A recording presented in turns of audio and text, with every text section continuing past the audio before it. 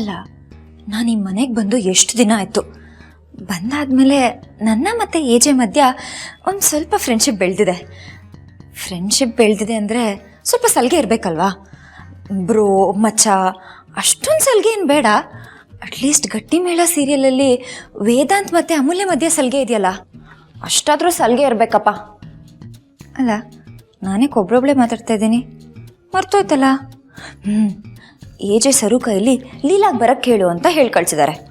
ಅದ್ರ ಬದಲು ನನ್ನೇ ಲೀಲಾ ಅಂತ ಬಾಯಿ ತುಂಬ ಕರೆದಿದ್ರೆ ನಾನೇನು ಬರಲ್ಲ ಅಂತ ಹೇಳ್ತಿದ್ನಾ? ಲೀಲಾ ಅಂತ ಬಾಯಿ ತುಂಬ ಕರೆದ ತಕ್ಷಣ ಹೇಳಿ ಏಜೆ ಕರೆದ್ರಲ್ಲ ಏನು ವಿಷಯ ಅಂತ ಕೇಳ್ತಿರ್ಲಿಲ್ವಾ? ಕರೆಯೋದು ಬೇಡ, ಒಂದು ಫೋನ್ ಕಾಲ್ ಮಾಡಿ ಏಜೆ waiting Leela darling come come. ಅಯ್ಯೋ, ಡಾರ್ಲಿಂಗ್ ಎಲ್ಲ ಸ್ವಲ್ಪ ಜಾಸ್ತಿ ಆಯಿತು. ಲೀಲಾ ಬಾ ಅಂತ ಹೇಳಿದರೆ ಓಡ್ ಬರ್ತಾ ಇದ್ದೆ. ಕೊನೆ ಪಕ್ಷ ವಾಟ್ಸಾಪಲ್ಲಿ ಲೀಲಾ ಬಾರೆ ಅಂತ ಹೇಳಿದರೆ ಓಡೋಡ್ ಬರ್ತಾ ಇದ್ದೆ. ಅಲ್ಲ, ನಾನು ಏನಾದರೂ ಎಡವಟ್ಟು ಮಾಡಿದ್ದೀನಾ ಅಂತ. ಮನೆ ಕೆಲಸ ನೀಟಾಗಿ ಮುಗಿಸಿದ್ದೀನಿ, ಗ್ಯಾಸ್ ಆಫ್ ಮಾಡಿದ್ದೀನಿ, ಯಾವ ಫ್ಲವರ್ ವೇಸು ಒಡೆದಾಕಿಲ್ಲ, ಗ್ಲಾಸ್ ಐಟಮ್ ಒಡೆದಾಕಿಲ್ಲ. ಹಾಗಿದ್ಮೇಲೆ ಏಜೆ ನನ್ನ ಯಾಕೆ ಕರೆದ್ರು? ಏಜೆ ನನ್ನ ಕರೆದ್ರು ಅಂದ ತಕ್ಷಣ ನಂಗೆ ಭಯ ಸ್ಟಾರ್ಟ್ ಆಗುತ್ತಪ್ಪ. ಅದು ಯಾವ ವಿಷಯ ಕರೆದಿರ್ತಾರೋ, ಏನು ಬೈತಾರೋ ದೇವ್ರಿಗೆ ಗೊತ್ತು. ಬೈಯೋ ಹಾಗಿದ್ರೆ ನೇರವಾಗಿ ಬೈತೀನಿ.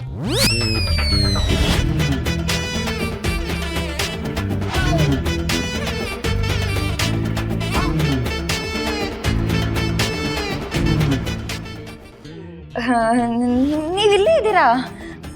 ನೀವಿಲ್ಲಿಲ್ಲ ಅಂದ್ಕೊಂಡು ಏನೇನೋ ಮಾತಾಡ್ಬಿಟ್ಟೆ. ಆದರೆ ನಾನು ತುಂಬ ಜಾಸ್ತಿ ಏನು ಮಾತಾಡಿಲ್ಲ ಅನ್ಸುತ್ತೆ ಅಲ್ವಾ ಅಜ್ಜೆ? ತುಂಬ ಏನೂ ಮಾತಾಡಿಲ್ಲ, ಹಾಗೆ ಅಂತ ಕಡಿಮೆನೂ ಒಂದು ಮಾತಾಡಲಿಲ್ಲ. ಹಾಗಿದ್ರೆ ಇವಾಗ ನೀವು ನನಗೆ ತುಂಬ ಬೈತೀರಾ ಅಥವಾ ಕಮ್ಮಿ ಬೈತೀರಾ? ಅಬ್ಬಾ, ನೀವು ಸ್ಮೈಲ್ ಮಾಡಿದ್ರಲ್ಲ, ಈಗ ನಂಗೆ ಸ್ವಲ್ಪ ಸಮಾಧಾನ ಆಯಿತು. ನಾವಿಬ್ಬರು ಫ್ರೆಂಡ್ಸ್ ಆಗಿರ್ಬೋದು, ಆದರೆ ನನ್ನ ಹಾರ್ಟ್ ಒಳಗಿನ 4ನೇ ಮೂಲೆಯಲ್ಲಿ ನಿಮ್ಮ ಮೇಲೆ ಸ್ವಲ್ಪ ಭಯ ಇದ್ದೇ ಇರುತ್ತೆ. ಅದು ಯಾವಾಗ ಹೋಗುತ್ತೋ ಏನೋ. ನೀ ಎಡ್ವರ್ಟ್ ಮಾಡಿಲ್ಲ ಅಂದರೆ ನಾನು ಯಾಕೆ ಬೈಲಿ? ಮೊರೋವರ್, ನೀನು ಮಾಡಿರೋ ಎಡ್ವರ್ಟಿಂದ ಎಲ್ರಿಗೂ ಒಳ್ಳೇದಾಗಿದೆ ಹೊರತು ಯಾರಿಗೂ ಕೆಟ್ಟದಾಗಿಲ್ಲ. ನೀವು ನಂಗೆ ಈ ಥರ ಹೊಗಳ್ತಾ ಇದ್ರೆ ಅಂಬಾಸೆಯಲ್ಲಿ ಸೂರ್ಯ ಬಂದಂಗೆ, ಸೂರ್ಯ ಅಲ್ಲ ಚಂದ್ರ ಬಂದಂಗೆ ಆಗ್ತಿದೆ ಗೊತ್ತಾ? ನಾನು ಏನು ಮಾತಾಡ್ತಿದ್ದೀನಿ ನನಗೆ ಗೊತ್ತಾಗ್ತಿಲ್ಲ. ನನ್ನ ಕೈ ಕಾಲೆಲ್ಲ ತಣ್ಣಗಾಗ್ತಿದೆ, ನಡುಗ್ತಾ ಇದೆ.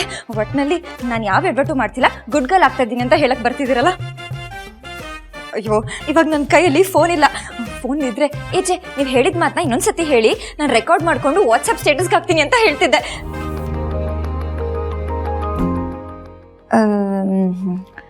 ಅವಾಗಿಂದ ನಾನೇ ಮಾತಾಡ್ತಿದ್ದೀನಿ, ನೀವು ಮಾತಾಡಿ. ನಾಳೆ ರೇವತಿನ ಮನೆಗೆ ಬರೋದು ಕೇಳು, ಮದುವೆ ವಿಚಾರ ಮಾತಾಡೋದಿದೆ. ಏಜೆ ಪ್ಲೀಸ್ ನನ್ನ ಮಾತು ಕೇಳಿ, ಈ ಮದುವೆನ ನೀವು ಕ್ಯಾನ್ಸಲ್ ಮಾಡಿಸ್ಲೇಬೇಕು. ನನಗೆ ಯಾಕೋ ಇದೆಲ್ಲ ಸರಿ ಕಾಣಿಸ್ತಿಲ್ಲ.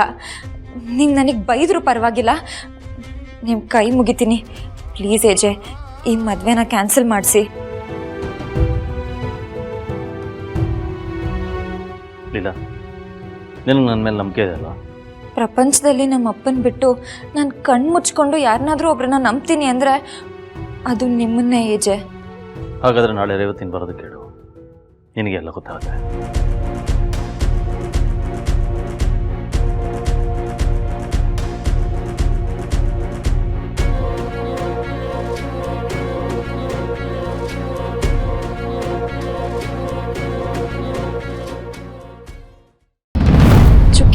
ಹೊರಟಿಯೋ ಇಲ್ವಾ?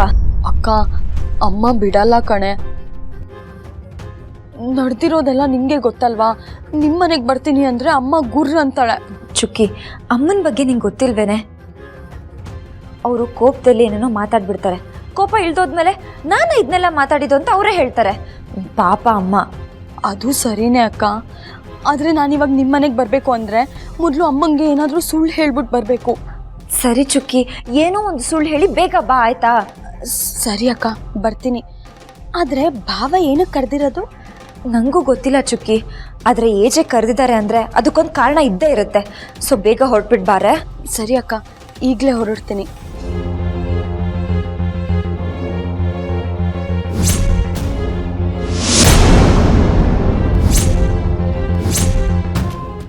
ಯಾವಳ ಜೊತೆನೆ ಮಾತು ನಿಂದು? ಅಮ್ಮ ಪ್ಲೀಸ್ ಕರೆಕ್ಟಾಗಿ ಮಾತಾಡು. ನಾನು ಅಕ್ಕನ ಜೊತೆ ಮಾತಾಡ್ತಾ ಇದ್ದೆ. ಯಾವಳೆ ಅವಳ ಅಕ್ಕ? ಅವಳು ಕರೀತಾಳಂತೆ, ಇವಳು ಹೋಗ್ತಾಳಂತೆ. ನಿನ್ಗೇನ್ ಮನೆಯಲ್ಲಿ ನಾವು ಅನ್ನ ಹಾಕ್ತಿಲ್ವಾ? ಬಾಯಿ ಮುಚ್ಕೊಂಡು ಮನೆಯಲ್ಲಿ ಬಿದ್ದಿರೋ. ಇನ್ ಮುಂದೆ ಅವಳು ಸವಾಸಕ್ಕೆ ಹೋಗ್ಬೇಡ. ಅವಳಿಗೂ ನನಗೂ ಯಾವ ಸಂಬಂಧನೂ ಇಲ್ಲ.